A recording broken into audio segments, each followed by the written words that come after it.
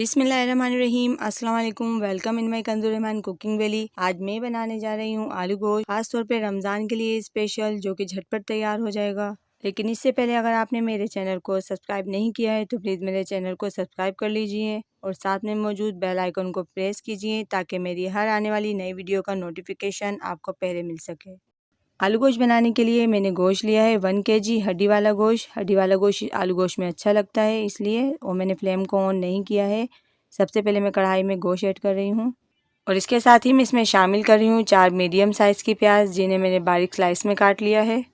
लहसुन अदरक का पेस्ट 2 टेबल स्पून, पीसी लाल मिर्च पाउडर 2 टेबल स्पून, धनिया पाउडर 2.5 टेबल स्पून, हल्दी पाउडर 1.5 टीस्पून, नमक 1.5 टीस्पून या हस्बे ज़रूरत, 4 अदद दरमियाने साइज़ के टमाटर स्लाइस में कटे हुए और कुछ साबुत गरम मसाले ऐड कर लेते हैं खुशबू और टेस्ट दोनों के लिए। इसमें मैंने लिए हैं 2 अदद बड़ी इलायची, 2 अदद छोटी इलायची, 2 टुकड़े दालचीनी के।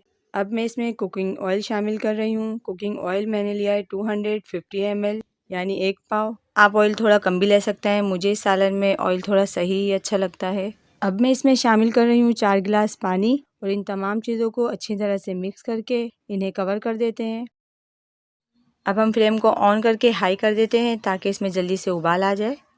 देखिए पानी में अच्छी तरह से बॉयल आ चुका है। अब हम फ्लेम को कर देते हैं मीडियम टू लो। एक बार फिर हम तमाम मसालों को अच्छी तरह से मिक्स करके इन्हें कवर कर देते हैं ताकि दरमियानी आंच पे गोश्त अच्छी तरह से टेंडर हो जाए और तमाम मसाले भी अच्छी तरह से गल जाएं। तकरीबन इसे 45 मिनट तक पकने देंगे और बीच में हम इसे चेक भी करते रहेंगे। गोश्त को पकते हुए तकरीबन 1 घंटा हो गया है।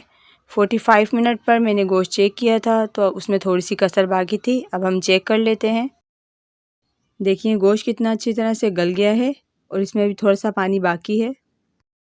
अब इसमें मैं शामिल कर रही हूँ आलू मैंने लिए हैं 1 kg, क्योंकि बच्चे आलू बहुत शौक से खाते हैं। आलूओं को मैंने 4 पीस में इस तरह से कट कर लिया है। आप आलूओं को कम या ज़्यादा कर सकते हैं।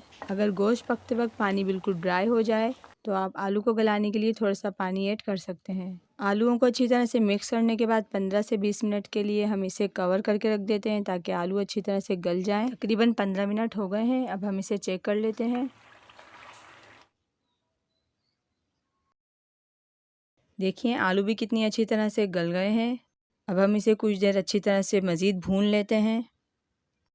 देखिए कितने अच्छी तरह से भुन गया है और तमाम रोगन भी सरफेस पे आ गया है। इस वक्त बहुत ज़बरदस्त इस सालन में से खुशबू आ रही है। अब मैं इसमें ऐड करी हूँ 1 टीस्पून गरम मसाला, 3 अदद हरी मिर्च साबुत, इन्हें अच्छी तरह से वॉश कर लिया है। आप हरी मिर्चें ज़्यादा भी ऐड कर सकते हैं।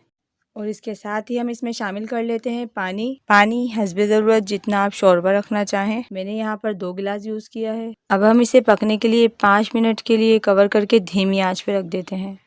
5 मिनट हो गए हैं। अब मैं इसमें ऐड कर रही हूँ कटा हुआ हरा धनिया और फ्लेम को कर देते हैं अब हम ऑफ। 5 मिनट बाद हम इसे डिश आउट कर लेंगे। 5 मिनट हो गए हैं। अब हम इसे डिश आउट कर लेते हैं। देखिए आलू गोश्त हमारा बिल्कुल रेडी है। ये रोटी के अलावा सिंपल भगार के ज़ीरे या प्याज के सादे चावलों के साथ भी बहुत टेस्टी लगता है। ख़ास तौर पर रमज़ानुल मुबारक में वक्त की बचत करने के लिए आप इसे इस तरह से बना सकते हैं। और मेरी ये वीडियो आपको पसंद आए तो इसे लाइक कीजिए, शेयर कीजिए। इंशाल्लाह मिलते हैं नेक्स्ट वीडियो के साथ। अल्लाह हाफिज़।